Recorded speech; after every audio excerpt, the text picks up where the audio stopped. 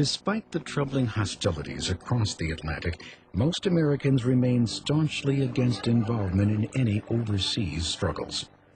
Since the 1920s, America had steered a course of isolationism, staying out of foreign affairs.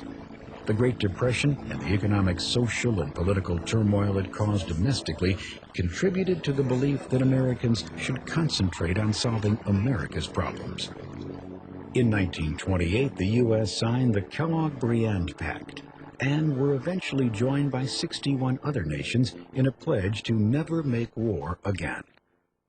By 1930, rumors spread claiming that bankers and munitions dealers, anxious to turn a quick profit, had dragged the United States into World War I.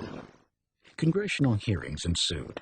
They found that huge amounts of money had in fact been made by these so-called merchants of death. The American public's outrage only added to the anti-war sentiment. Clearly, Americans had no taste for another war.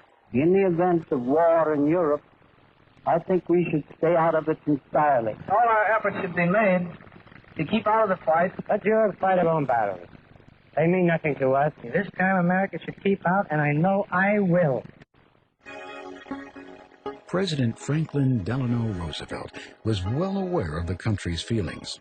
In 1935, Congress passed the Neutrality Acts, stopping the sale of arms or loans of money to nations at war. But by 1937, Roosevelt found it increasingly difficult to support isolationism. When Japan again invaded China in July of 1937, FDR ignored the Neutrality Acts, sending arms to aid China. Flooded with protests accusing him of leading America into war, FDR backed off, while tensions mounted in Europe and Asia. I have been compelled to contrast our peace with very different scenes that are being enacted in other parts of the world.